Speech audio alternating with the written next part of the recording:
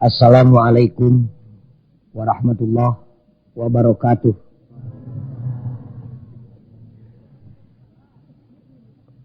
Innal hamdalillah usalli wa usallimu ala Rasulillah Muhammad ibn Abdullah wa ala alihi wa sahbihi wa mawalah. Asyhadu an la ilaha illallah wahdahu la syarikalah wa asyhadu anna Muhammadan abduhu wa rasuluh.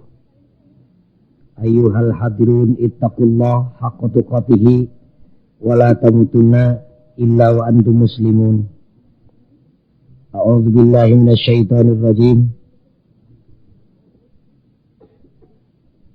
Inna anzalnahu fi lailatul qadr wa ma adraka ma lailatul qadr. Lailatul qadri khairum min alfi syahr. Dina ieu pangaosan disebat nama nuzulul Quran bari tafarukon para santri.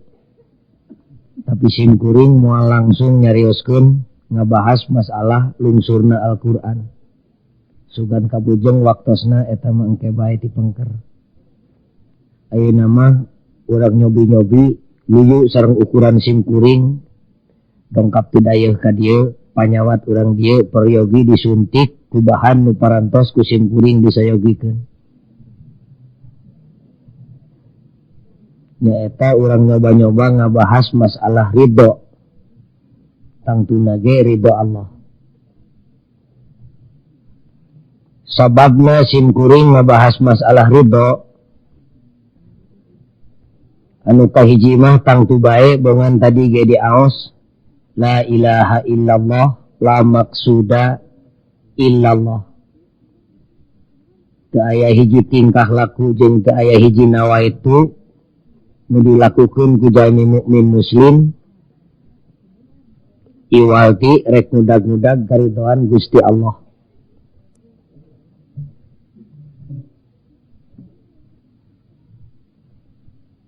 Eta nu kahiji. Nu kadua pangna simkuring ngabahas ridho.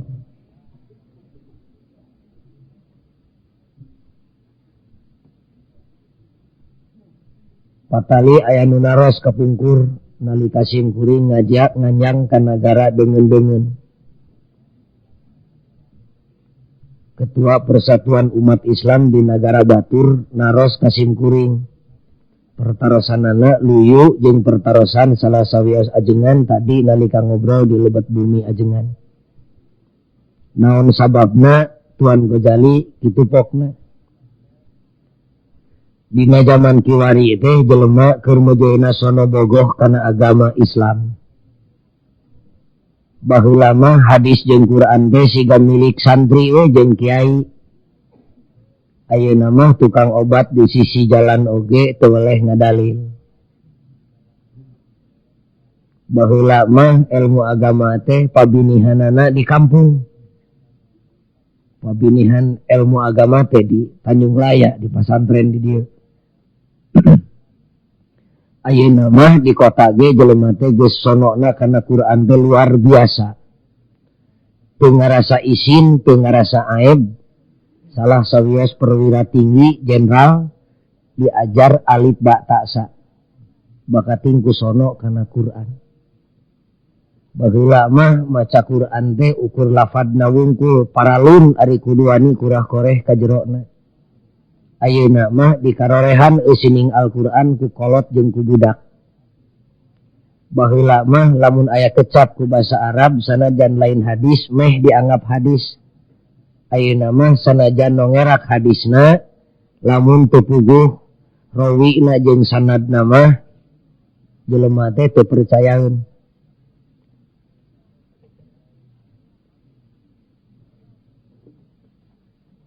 Tegasna dina danget kiwari teh jelema keur mojeuna sono bogoh kana Quran.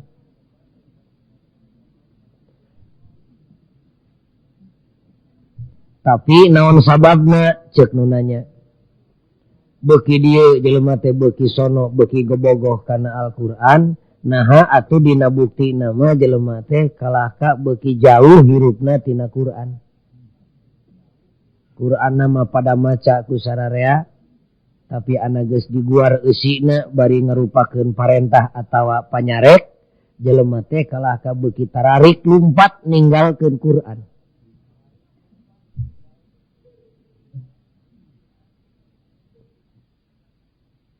Eta pertanyaan nu kahiji. Pertanyaan nu kadua ceuk manehna. Ieu teh abad kamajuan disebut alam beunghar. Baheula mah listrik teh tacan dugi ka Tanjung Laya. Di Indonesia nu boga motor teh bisa dibilang ku curug. Ayeuna mah motor teh tepi kana galeng. Kajeun meunang nganyuk bari can punah. Baheula mah televisi teh di urang dayeuh kitu ge hiji dua, ayeuna mah tepi ka sisi gunung. Bari teu saeutik nu meunang maling. Tegasna mah ayeuna teh alam beunghar, ceuk nu nanya naon sababna atuh. Sakitu rejeki keur pada boga, ari jelema bet katempona teh susah kabeh. Kapan hayangna rejeki tepi ka teu dipilih halal jeung haram teh hayang bungah. Ari ieu rejeki nyampeurkeun susah datang. Naon sababna? Urang entepkeun deui pertanyaanana. Ilmu agama beuki baroga sadayana, tapi jelema tambah jauh hirupna tina agama.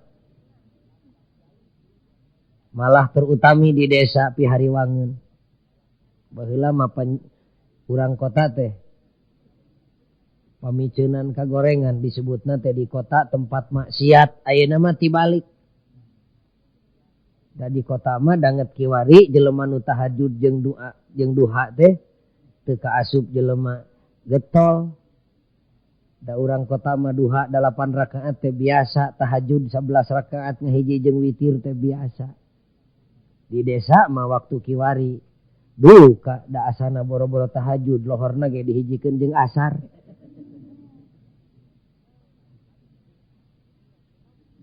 Naon sababna? Kusim kuring dijawab sababna teh seueur pisan, jawabanna teh aya jawaban lahiriah, aya jawaban hakikiah. Jawaban lahiriahna mah tong diguar di dieu, eta mah bagian di fakultas. Di dieu mah urang ngajawab bae jawaban hakikiah nu patali jeung ieu pangajian. Nu jadi sabab pokokna mah ceuk sim kuring, lantaran manusia dina zaman kiwari, manusia sajagat. Kade ulah nyari ati urang dieu, sajagat ya mah. Ti wetana semet paranti bijil panon poe, ti kulona semet paranti surup panon poe. Dina danget kiwari manusia teh rata-rata keur kaleungitan eusi hate. Urang Cicalengka mun disebutkeun leungit eusi hate moal pati nyeri. Da make bahasa diplomasi. Bahasa dibungkusan. Mun dibodaskeun masih kusim kuring kakara ngagibeg. Leungit eusi hate teh kurang leuwih coplok iman. Salangit teh manusia ayeuna teh. Ceuk nu nanya naon bahayana jeung naon rugina lamun manusia leungit eusi hate. Kusim kuring dijawab rugi 17 kali. Sabab hate teh ceuk Kangjeng Nabi lir ibarat raja. Al qalbu malik. Hate teh lir ibarat raja, pusat Jakarta mun di Indonesia mah. Lain ge raja lamun teu boga wilayah jeung daerah nu jadi bawahanana. Walahu junudun. Suku, leungeun, lamei, ilat, kuping jeung paninggal teh kabeh oge bawahan hate.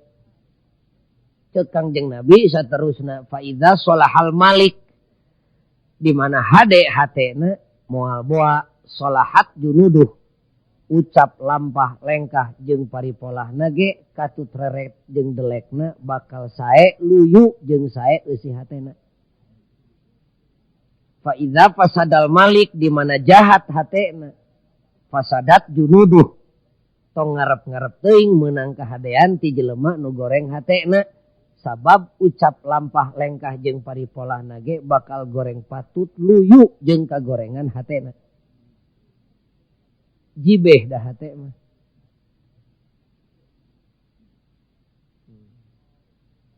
Eta bahayana teh. Hate jelema nu sakitu pentingna kosong tina eusi atuh ceuk setan lakadalah. Sabab nu butuh ku lemur matuh tempat padumukan teh lain jelema wungkul, setan ge butuheun. Ngan setan mah ngadegeun lemurna teh lain dina Tegal, lain dina sawah. Tapi dina hate jelema setan keur neangan pilih mureun ti baheula ret kana hate manusia kosong tina eusi. Ngeplak lir ibarat Tegal nu teu kadeuleu tungtungna ceuk setan lakadalah. Leut we ngaleut setan 2 batalion. Mamawa meteran. Dikapling we atuh hate jelema teh ku setan. Nyawayahna total jenderal hate jelema teh jadi kampungna setan. Lamun hate geus jadi lemurna setan ulah kaget leumpangna leumpang setan. Tara hayangeun leumpang lamun lain setan nu ngajakna. Panempokna panempok setan teu hayang nempok lamun lain setan nu nitahna. Pangdengena pangdenge setan teu hayang ngadenge teu betah we. Ceuli teh ngadenge maca Quran teh lamun lain setan nu nitahna. Barang dahar panitah setan teu hayang barang dahar lamun lain setan nu ngajakna. Quran digorowokeun dibaca jaba alus sorana jaba hade bacaanana jaba nyaho kana eusina da teu kadengeun teu betah we rungseb kana ceuli teh. Naon sababna? Kapan setan teu betaheun ngadengekeun Quran. Numawi kabarudak ngora bisi hayang nyaho eusi hate jelema entong tuang toong kana bujalna hese. Tempo we tingkah lakuna da tingkah laku teh gambaran tina hate. Tah numawi ulah cekcok teh bisi panitah setan eta teh cekcok teh. Kitu jawaban simkuring. Kanu nanya. Cek nu hadir di dieu nya atuh buru-buru naon eusi hate nu leungit teh da abdi mah teu rumasa leungit eusi hate. Da hate abdi mah eusi kan tenan we eusi. Hate urang ayeuna ngan lain eusi nu pantes dieusikeun. Da eusi nu pantes dieusikeun kan hate mah ngacleng ti bareto. Nya naon buru-buru atuh pagojali eusi hate nu leungit teh. Naon rupana jeung sabaraha rupa? Teu loba ngan 3 rupa. Nu kahiji eusi hate kaum muslimin nu zaman kiwari leungit teh. Raditu billahi robba. Hiji tah. Nu kadua wabil islami dina. 2 tanu leungit teh. Nu katilu wabi Muhammadin nabiyya wa rasula. 3 tah. Ku kiai baheula masuk dituluykeun wabil Qur'ani imama wa hukma. Berat teuing tapi kadinya mah. 3 nu leungit teh. Kasim kuring aya nu buncelik harita keneh. Teu rumasa leungit pagojali 3 kecap nu tadi mada abdi ge apal ti bubudak ge diajar. Ceuk sim kuring kan tenan we tina bibir mah teu leupas. Da ngacelengso teh tina hate. Nu matak abdi mah tina hate ge teu rumasa leupas da unggal poe ge diwiridkeun. Tabisi bisi nu hadir di dieu sami jeung nu nanya ka sim kuring kapaksa urang sundakeun bae tah raditu billah teh. Da loba jelema nu teu rumasa leungit dumeh katalar. Disagedengeun katalar kawasna bae teu rumasa leungit teh dumeh make basa Kangjeng Nabi. Ku basa Arab. Jadi teu karasa leungitna. Da asana mun disundakeun mah ebreh pisan leungitna teh. Mangga urang make basa Tanjung Laya. Raditu billahi robba nun Gusti. Jisim abdi pasrah, jisim abdi ikhlas, jisim abdi rela, jisim abdi ridho di pangeranan ku Allah. Geus leungit ta tepi kadinya. Encan da moal hadir ka dieu lamun teu ridho di pangeranan ku Allah. Nu mana atuh nu leungitna? Engke heula urang papai. Abdi Gusti ridho di pangeranan ku Allah. Pangeran nu mana? Pangeran nu ngaranna Allah. Kumaka dituna nun Gusti jisim abdi teu ridho ka bina-bina, bahasa kasar nama teu sudi abrig-abrigan mun nu mangeranan jisim abdi teh lain Allah. Da abdi mah ridho sote di pangeranan ku pangeran nu ngaranna Allah. Allah nu mana? Nu ahad. Nu ngan hiji-hijina teu hayang teu sing boga pangeran loba. Kumaha mun pasea pan pangeran teh gagah. Pasea nu gagah mah bakal ucutan kabeh. Abdi mah ridho sote di pangeranan ku pangeran nu ahad. Nu lam yalid walam yulad. Nu teu anakan nu teu incuan. Teu hayang teu sing boga pangeran nu loba anakna. Boro-boro loba boga anak hiji ge teu ridho. Rugi ibu boga pangeran nu boga anakna. Usum urang barang penta, da memehnya ah ka batur teh meureunnya ah ka anakna heula.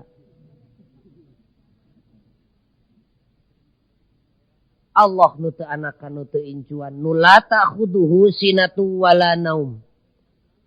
Abdi mah ridho sote di pangeranan ku pangeran nu ngaranna Allah, nu tara kaeuntepan ku panyakit nunutan kajeun saluk. Teu hayang teu sing boga pangeran nu sok sare. Rugi usum ngadoa abdi manehna keur malor. Da pangeran abdi nu ngaranna Allah mah tara kaancikan ku panyakit nunutan kajeun saluk. Ruksak jagat mun Allah nunutan. Pan bejana Nabi Musa kungsi dicoba. Bisi maneh teu percaya jeung can yakin yen Allah tara nunutan pek cekel Musa ta botol ku maneh ngantong sare. Pan nyekel botol teh Nabi Musa teh molotot atuh da jelema.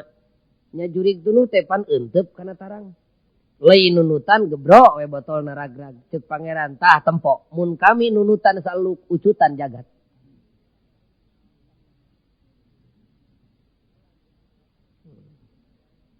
Geus leungit ta tepi kadinya encan sawareh mah. Didinya ge sanyana mah geus loba nu lalesot.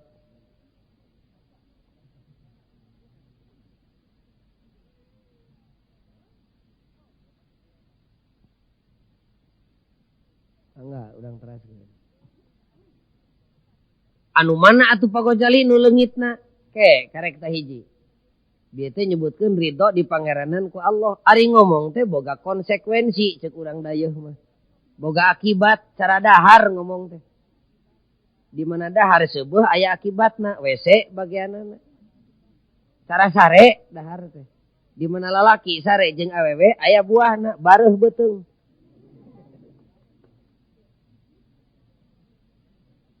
Ta ngomong ge seperti kitu lamun ceuk lambe abdi ridho di pangeranan ku Allah kumaha akibatna nun Gusti jisim abdi ridho dititah ku Allah tah di dieu mimiti leungit saha di antara nu hadir di dieu nu ridho dititah ku Allah malah aya jelema nu sompral ka sim kuring nu mawi abdi mah pagojali teu hayang boga pangeran ka pangeran nu ngaranna Allah teh loba teuing panitahna pokna teh. Eta urang dayeuh teu bega kitunya. Cara urang kampung we. Ngan pedah teu dipokeun kitu di kampung mah ari lakuna mah persis cara nu ngomong kitu. Abdi mah pokna teu hayang boga pangeran ka pangeran nu ngaranna Allah teh loba teuing panitahna. Nitah itu, nitah ieu. Ceuk sim kuring babari mun anjeun embung di pangeranan ku Allah, babari ka bina-bina, geura ngacleng, geura nyingkah ulah aya dina jagat kagungan Allah. Jig teangan sugan aya sajengkal mah bumi langit nu lain nu Allah. Ieu mah ari cicing di jagatna betah usum dititah ku nu bogana kalaka ngajebian. Kapan teh cager tah mah. Model kaum ibu lamun embung dititah ku salaki entong cerewet dicaritakeun di unggal imah. Ngewa, bapak budak mah di imah teu kaur cicing. Nitah nganyuk rokok, nitah mencetan, nitah naheur cai. Loba panitahna tong dicaritakeun kitu. Ngewa era neuk curug dina tuur tah mah. Sumun nu mawi abdi mah mung dititah ku salaki teh, babari mun embung dititah ku salaki geura menta diserahkeun. Da geus diserahkeun ge moal dititah. Sok aya jelema nu nitah popotongan. Tara aya. Ieu mah dipihukum ku salaki hayang ka bina-bina Malah salaki sore-sore dangdan meusan ge deka mana ujang bapak sia teh sieun direbut batur. Ari usum dititah dicaritakeun di unggal golodog teu ceureug teh. Cicing dina jagat kagungan Allah betah kabina-bina usum nu bogana nitah jeung nyarek kalah ka ngalawan. Saha jelema nu teu betah cicing di alam dunya. Cirina dina alam dek nyampeurkeun kana kamajuan teh jelema teh beuki betah di dunya teh. Sieun paeh teh dititah balik kuno bogana teh sieun kabina-bina. Mangkaning bakal dititah balik teh sararea oge. Sedengkeun Allah mah di mana nitah balik tara meunang ampun. Kamari di ditu aya nu paeh da teu beurang dicarek ku sim kuring.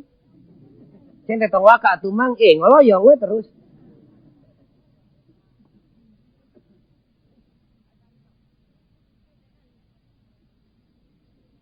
Sedengkeun Allah teh tukang nitah. Tah jelema nu ridho di pangeranan ku Allah mah urang Cicalengka kedah aya buktina. Kumaha buktina teh?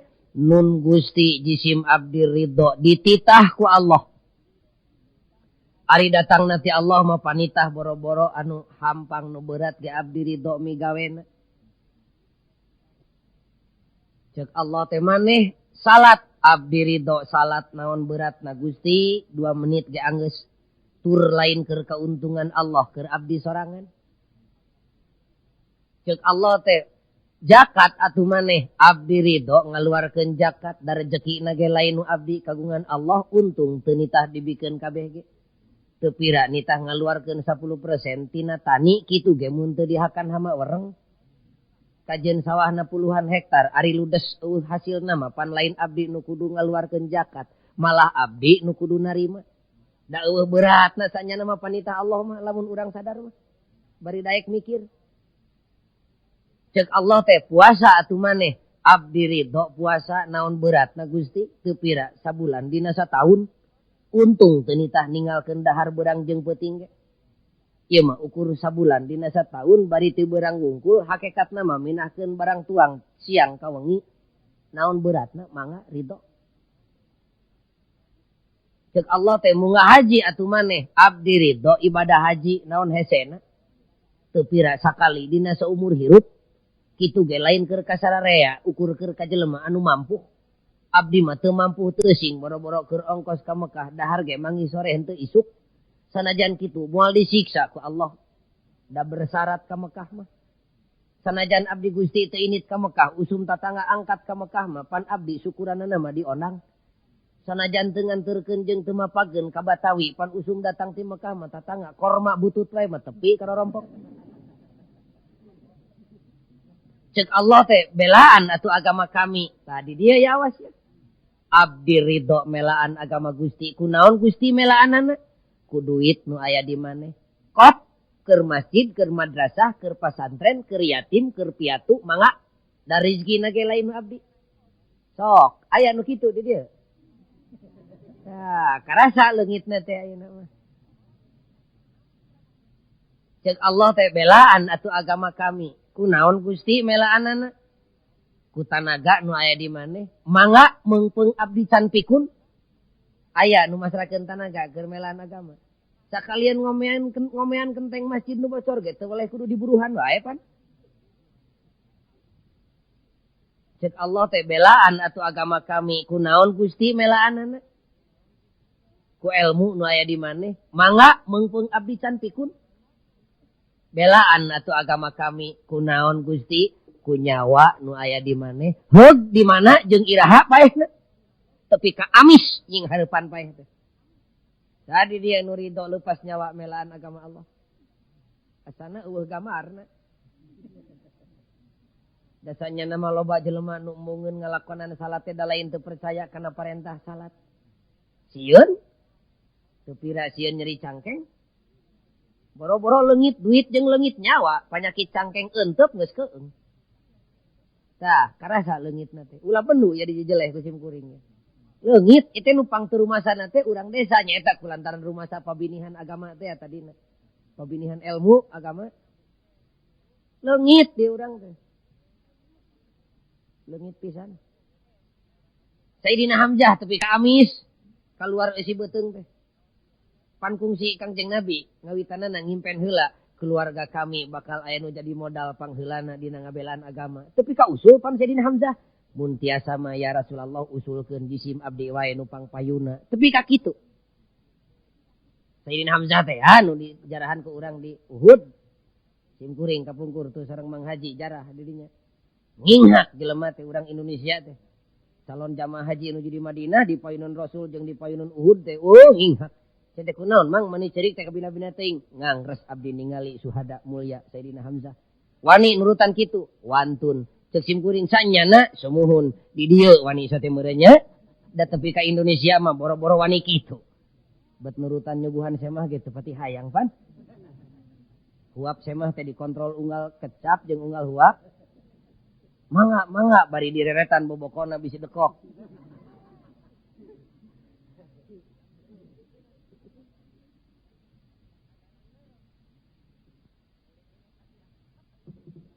Karaos ta leungitna tah.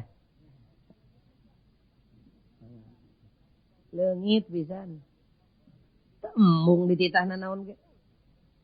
Semun pokok jalida abdi ge ridho dititah ku Allah mah. Kan tenan dina pelebah dititah mah loba nu ridho da Allah mah di mana nitah teu weleh nyadiakeun buruh. Jadi leungit lillahi ta'ala na teh dumeh inget kana buruhna we. Nu matak di payeunan barudak mah ganjaran teh tong pati ditemong-temong teuing hariwang. Bisi ngagajleng ibadahna teh tina nawaitu lillahi ta'ala kana jual beuli jeung pangeran. Tapek maca shalawat sakieu engke bakal babari boga salaki. Geredeg maca shalawat aya ribuna. Geus aya genep 5 bulanna becan aya nu nyampurkeun wae pantungtungna jadi ngewa kana shalawat. Aya ganjaran teh ngan payeunan barudak tong pati ditemong-temong teuing hariwang. Barudak teh lain barudak umurna, barudak eusi sirahna.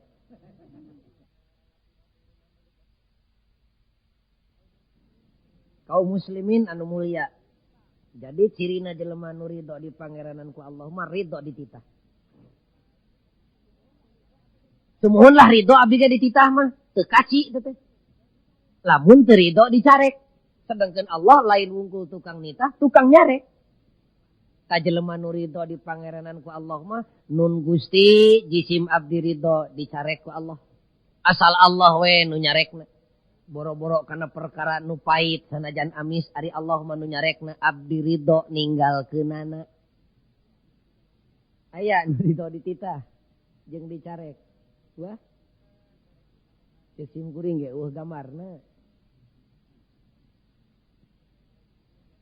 Cek kaum ibu teh abdi teh resep Gusti ari nyaritakeun mitoha teh. Nyada awewe mah di mana-mana jeung mitoha teh siga ucing jeung beurit nya. Lamun teu nyaritakeun kegorengan mitoha samenit teh awewe mah lolobana tepi ka oyak bibir teh. Awewe di dayeuh mah ari di kota mah teu kabilang nu kitu teh. Di desa mah. Di kota mah ukur nurutan urang desa. Resep abdi teh nyaritakeun kagorengan batur teh.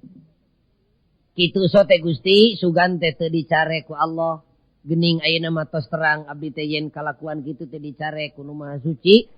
Abdi ridho ngeureunkeunana. Ceuk barudak ngora teh abdi teh resep Gusti nginum arak teh. Tadi saseloki mah 2 seloki. Hayang ngajaran jadi jelema teu ecreug abdi teh 2 menit mah. Nya kapan mabok teh teu ecreug jadi. Geus cager eta jelema mah hayang ngajaran teu cager. Di Bandung mah Gusti nu agung Gusti. Tapi ka kitu. Da mujeunna atuh di Bandung mah pan ilmu agamana ge pangirim ti kampung cenah. Ngan lamun di kampung aya nu kitu kabina-bina eta mah. Kaum muslimin anu mulia. Jadi cirina jelema nu ridho di pangeranan ku Allah mah ridho dititah. Sumuhunlah ridho abdi ge dititah mah teu kaci teh. Lamun teu ridho dicarek. Sedangkan Allah lain wungkul tukang nitah, tukang nyarek. Ka jelema nu ridho di pangeranan ku Allah mah nun Gusti jisim abdi ridho dicarek ku Allah. Asal Allah we nu nyarekna. Boro-boro kana perkara nu pait sanajan amis ari Allah mah nu nyarekna abdi ridho ninggalkeunana. Aya nu ridho dititah jeung dicarek. Wah. Sim kuring ge gamarna. Cek kaum ibu teh abdi teh resep Gusti ari nyaritakeun mitoha teh. Nyada awewe mah di mana-mana jeung mitoha teh siga ucing jeung beurit nya. Lamun teu nyaritakeun kegorengan mitoha samenit teh awewe mah lolobana teh ka oyak bibir teh. Awewe di dayeuh mah ari di kota mah teu kabilang nu kitu teh. Di desa mah.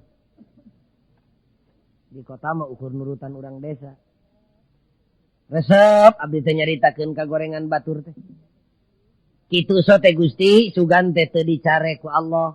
Geuning ayeuna mah tos terang abdi teh yen kalakuan kitu teh dicare ku Nu Maha Suci, abdi ridho ngeureunkeunana. Ceuk barudak ngora teh abdi teh resep Gusti nginum arak teh. Tadi saseloki mah 2 seloki. Hayang ngajaran jadi jelema teu ecreug abdi teh 2 menit mah. Nya kapan mabok teh teu ecreug jadi. Geus cager eta jelema mah hayang ngajaran teu cager. Di Bandung mah Gusti nu agung Gusti. Tapi ka kitu. Da mujeunna atuh di Bandung mah pan ilmu agamana ge pangirim ti kampung sanes. Ngan lamun di kampung aya nu kitu kabina-bina eta mah. Abdi mah kitu sate Gusti, sugan teh teu dicare ku Allah da abdi mah teu terang, ayeuna mah geus terang. Geuning Allah teh nyarek abdi nginum arak teh. Abdi ridho ngeureunkeunana. Da jelema nu ridho di pangeranan ku Allah mah mun ngalakukeun goreng teh da lain lantaran rek ngabantah kana aturan Allah. Teu nyaho we model urang Arab.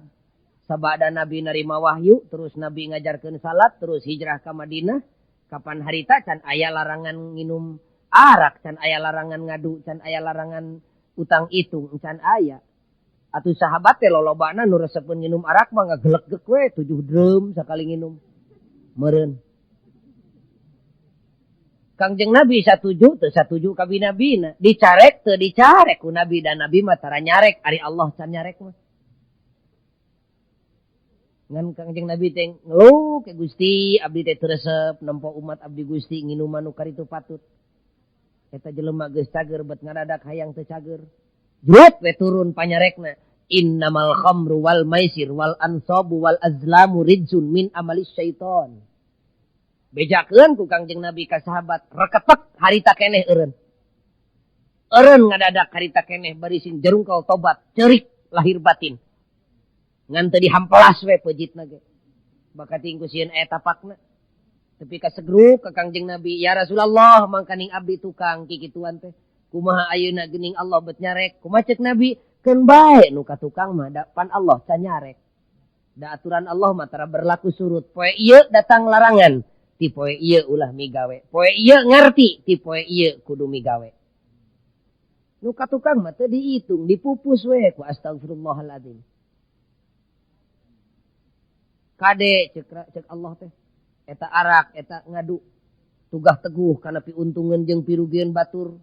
Borosot boga anak. Wah irung potongan kieu mah ieu mah pi RT-eun. Wah ceuli rebing kieu mah ieu mah pi jenderaleun. Pi beunghareun, pi miskineun. Kalakuan kitu teh eta teh dicare ku Allah. Eureun harita keneh. Cek Allah teh eta teh min amali syaiton, pagawean setan. Lumayan Pak Haji. Lamun pagawean me we nya lumayan. Lamun cek Allah teh kade nginum arak jeung kitu peta teh min amalil me lumayan tah mah. Ieu mah pagawean setan. Dasanya nama boro-boro pagawean setan atuh. Pagawean orok we dipegawe ku aki-aki da moal pantes. Kapan orok teh sok ngempeng lain. Tapek isuk injem empengna pake ka Cicalengka. Make oto, make kodok, make cawat heug ngempeng aki ka Cicalengka. Kira aku teu disurakan ku barudak. Cacak pagawean jelema lantaran teu sadarajat jeung teu samartabat dipake kudu teu sadarajat teu pantes. Komo pagawean setan. Lamun dina hate geus boga modal ridho dititah ridho dicarek ku Rabbul Alamin, kadituna mah babari dina hirup kumbuhna mah. Ceuk basa urang kotana mah dalam konteks sosial mudah sekali. Gampang pisan. Dina hirup kumbuh nama eta mah eueuh bedana cara mobil we dina greg hayang gancang mah prekeun mesin lepaskeun persneleng tinggal kuat we nyekel setir tepi kalimangan ngagorolong tah mah babari teu kudu capek hansip mambatahan teu kudu polisi ngudag-ngudag jelema nu teu ecreug teu kudu ajengan tepi ka ngorok ngajak bageur jeung nyarek salah. Eta mah karinoelan jelok ditoel jelok kana hideng teh babari. Babari kumaha kari ngagorolongkeun da geus boga modal ridho dititah ridho dicarek kumaha kadituna nun Gusti jisim abdi ridho nyarek batur. Nu hadir di dieu ridho nyarek batur. Ridhonya nyarek manaon susahna. Nu ridho di pangeranan ku Allah mah lain ridho nyarek batur ngungkul tapi ridho abdi Gusti dicarek ku batur. Asal nu nyarekna we bari panyarekna cocok jeung dauhan Gusti Allah. Boro-boro bijil ti jelema tangkal kai nyarek salah ka abdi didenge ku abdi. Asal eta omonganna cocok jeung dauhan Allah. Boro-boro bijil tina sungut jelema tangkal kai oge digugu pan urang mah lain lamun budak negor ka kolotna teh bah eta teh lepat abdas kitu peta teh cucungik sia budak ololeho pan kitu lin. Tara kitu jelema nu ridho di pangeranan ku Allah mah. Ridho pisan. Boro-boro bijil tina bibir jelema kajen bijil tina bujur hayam ari endog rontok. Kajen bijil tina bujur widadari misalna ari hitut cocokan irung. Ngan moal aya widadari hitut. Da suci tama.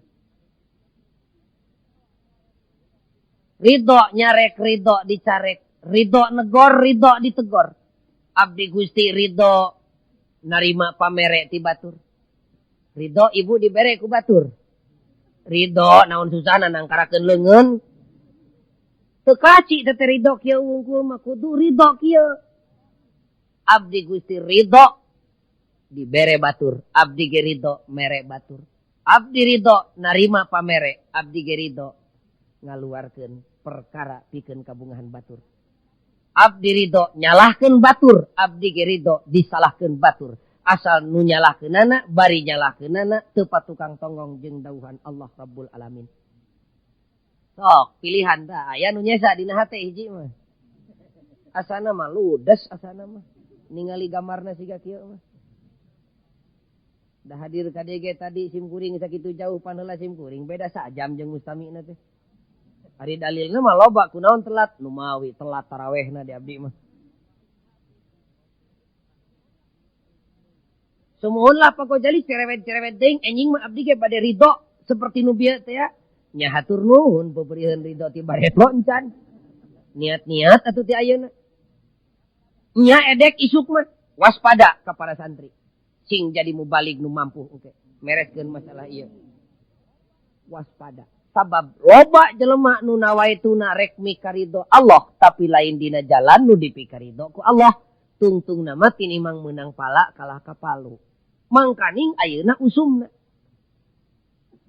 Pan kitu ngomongna teh. Cerewet deing lah. Pokona menyembah we ka Tuhan Yang Maha Esa. Manunggal jeung Allah menyembah sujud. Ibadahna mah sabisana we tong cerewet da agama mah kabeh oge bener. Pan kitu pokna teh. Padahal inna dina indallahil Islam. Agama mah kabeh oge bener. Ibadah mah nama kumaha we sabisana. Rek ngulon, rek ngetan, rek ngidul, rek ngaler, rek jungkir, rek balik, rek ngorondang nang karat ge. Nu penting mah ibadah we. Kitu pokna teh. Cecim kuring na ibadah teh kitu cara dahar. Ujang nu penting mah melendung we beuteung naon we asupkeun. Rek kejo gaplek, rek kejo poe, rek batu nu penting mah eusi beuteung. Nah kitu. Nu penting mah ujang sare ulah sorangan pek dek jeung jelema heug parawan pek randa jig jeung embe ge teu naon-naon. Nah kitu.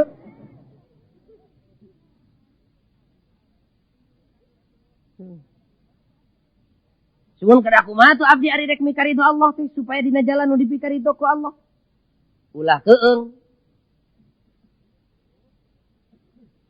Jut we pangeran nurunkeun agama pinilih meunang milih anjeunana. Ceuk pangeran teh ulah ragu-ragu yeuh inna dina indallahil Islam. Gubrag we lungsur agama Islam. Ceuk pangeran teh bisi maneh rek mikaridho kami kade ulah kaluar dina jalan nu dipikaridho ku kami. Nyaeta agama nu meunang milih kami Islam ngaranna. Anak gubrag teh Islam lungsur ka alam dunya katarima ku jelema nu geus boga modal dina hatena. Ridho di pangeranan ku Allah, ridho dititah jeung dicarek. Teu hararese. Datangna Islam teh dirawu dipangku, dipikasono, dipikabogoh, disambut ku lahir jeung ku batin, ku macet bibirna. Wabil Islami dina. Osok aya nu nerangkeun kieu teh osok tara. Cek bibirna teh wabil islami dina. Kumaha cek hatena? Nun Gusti jisim abdi ridho di agamaanku Islam. Kumaha kadituna? Abdi ridho dititah jeung dicareku Islam. Ari agama Islam mah nu nitah jisim abdi boro-boro nu hampang sanajan berat abdi ridho migawena. Ari bijil tina agama Islam mah boro-boro nu amis. Sanajan boro-boro nu pait sanajan amis karasana ngeunah ku abdi. Lamun agama Islam nu nyarekna abdi ridho ngeureunkeunana. Mangkaning agama Islam teh agama nu pangcerewedna. Jaba cerewed teh colonos. Cara ucing ari asup teh tara bebeja. Agama Islam ge kitu. Colonos kamana-mana. Nutur-nutur. Di mana amprok jeung salah. Teu pilih bulu. Teu panca kaki. Teu ka santri. Teu ka kiai. Teu ka kopral. Teu ka jenderal. Mun katempo salah. Kontan nyarek. Ih ngeunah we. Dari do kanu ngirimna.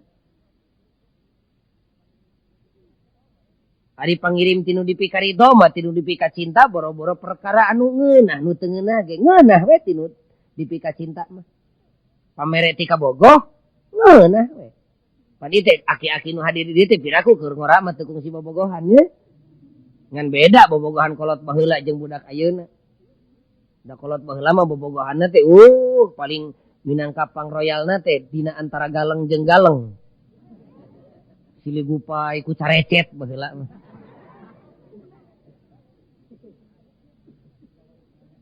Nya da budak ayeuna mah teh nyahoun carecet kelebet teh nyahoun.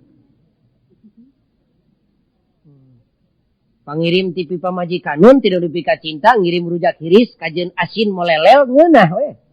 Dati ka bogoh. Allah nu maha dipika bogoh ngirim agama tur mulia luar biasa. Dati ka hartiku akal mun nolak. Bohong tah cintana ka Allah teh mun nolak kana pangirimna. Kumaha cerewet? Mangga sanajan cerewet. Kumaha colonos? Mangga sanajan colonos. Nutur-nutur ka mana-mana Islam. Ibu indit ka pasar. Dek dagang. Usum ngajual beas. Di mana meuli letteran ditotog.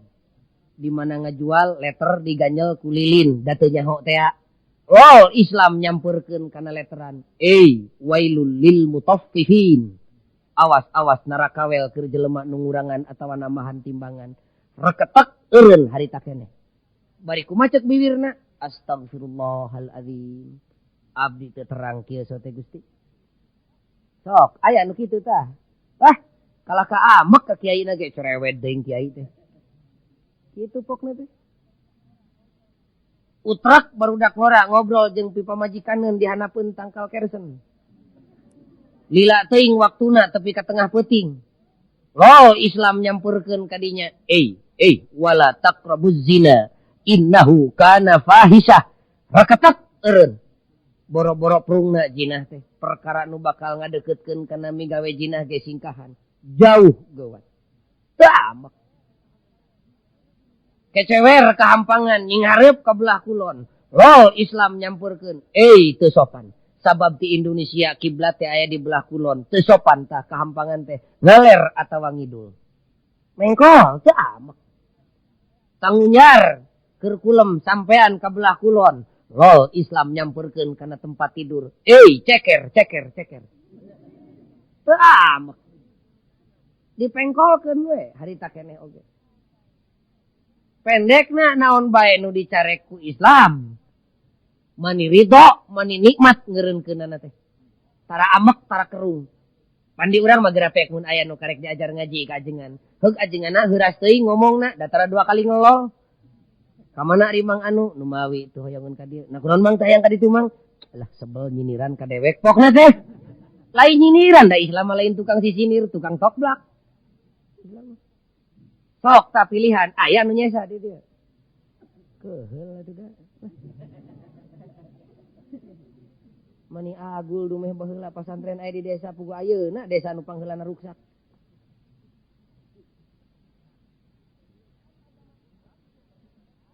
Ari agama Islam sumberna teh Al-Qur'an. Kalamullah disebutna ge. Lain dahareun memeh kuat, lain kalieun memeh aya tanaga, lain teu leumaneun memeh boga parabot. Jero Qur'an teh mun di laut mah Kolombo. Teu dicarek neuleuman Qur'an, malah sok aya jelema kiai baheula mah Hicik sok hayang nyaho Quran teh sorangan we abdi meuni teu meunang neuleuman eusining Al-Qur'an. Kaliru tah ngomong teh. Pugu ulama baheula ngamuk ka jelema nu teu resep neuleuman Quran. Ngan kiai baheula ngawawadianan. Waspada bisi rek neuleuman eusining Al-Qur'an siapkeun alat-alat perlengkapanana. Teulem di laut nu jero teu mawa parabot mah tu cilaka. Balikna teh insyaallah moal bisa diajak ngomong. Baeud we tah mah. Neuleuman Quran teu nyiapkeun alat-alat perlengkapan, wah cilaka tah mah. Cilaka, untung mun cilaka teh dirina sorangan, kumaha mun nyilakakeun batur. Istilah agama mah disebutna teh nya dolun nya mudillun. Dia sesat, ia juga menyesatkan orang lain. Mangkaning ayeuna mun gara gabah barabari ngajawab depan seueurnya pertarosan-pertarosan gini. Kana surat kabar, kana majalah, kana radio, sapelemna we ngawalerna teh. Ku kira-kira teh ya. Semua ulah diteleuman, teleuman. Tapi awas alat-alat perlengkapanana. Naon alat perlengkapanana? Teu loba nu pokok mah dua, hiji sadiakeun iman anu kuat. Kadua sadiakeun ilmu anu padat supaya ngabalukarkeun amal anu hebat. Neuleuman Quran eueuh parabot nu bieu cilaka boro-boro eueuh duanana leungit hiji we bahaya. Ilmu nama nyampak ngan iman leungit dek neuleuman Quran bahaya ta jelema teh. Bakal pinter ngadalil ngan hirupna teu cocok jeung dalil. Naon nu kitu ngaranna? Tukang tipu. Imanna mah aya kandel ngan eueuh ilmuan eta ge cilaka. Naon sababna? Sanajan iman kandel lamun eueuh ilmu eueuh pager keur mager iman. Kumaha kadituna? Eta jelema pihariwangeun bakal gampang ditipu. Saha we nu ngajak bakal nuturkeun. Imanna mah kandel tahajud teu tinggal duha komo. Yo we cek incuna nini geuning batur mah salat asar teh ayeuna teh geus jadi 10 rakaat. Ih hayu kumaramena we. Nini da batur mah ti mangkukna geuning salat teh geus ngarep ngetan. Ari maneh cekcok teuing tong gujur urang nuturkeun batur we urang. Cilaka. Siapkeun iman anu kuat. Ilmu nu hebat ngarah jadi amal anu manfaat. Sumunda atuh abdi mah eueuh hiji-hiji acan pagojali heug hayang neuleuman Quran teh. Entong keueung.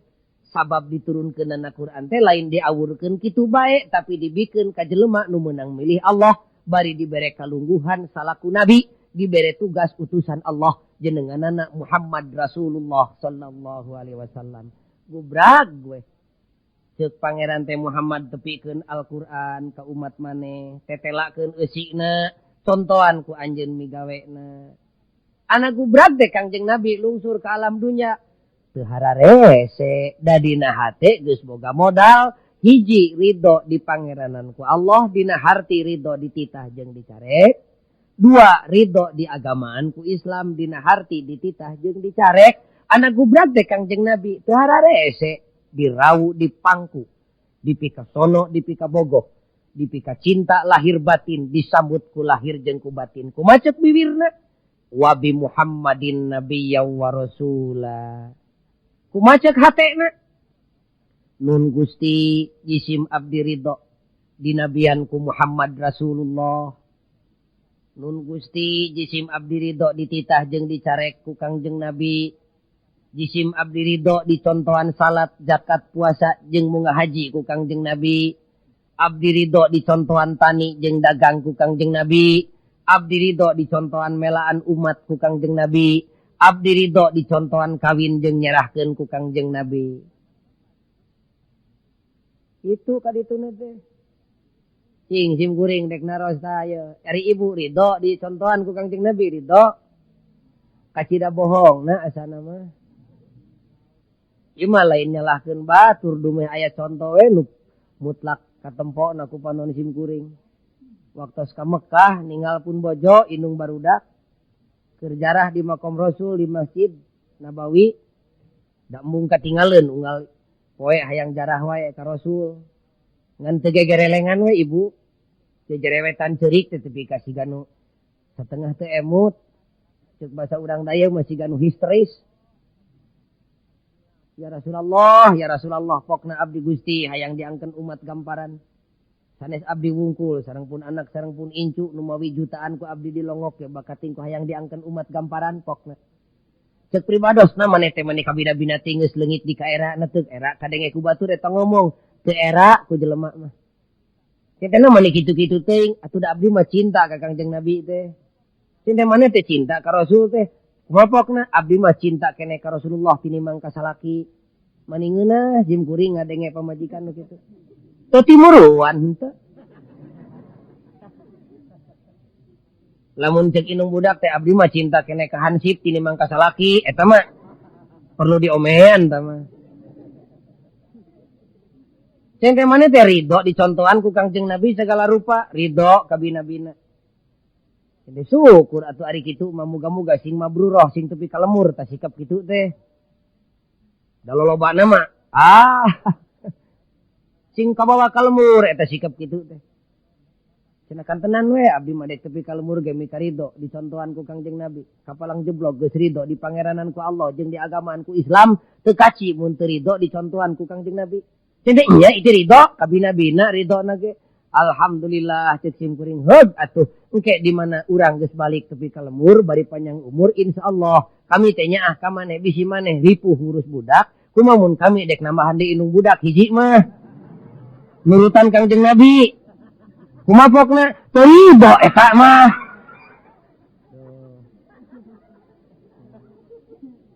Teu ecreugna teh nya bohong. Jadi dia awewe nu ridho di kitu. Da eta teh musuh awewe.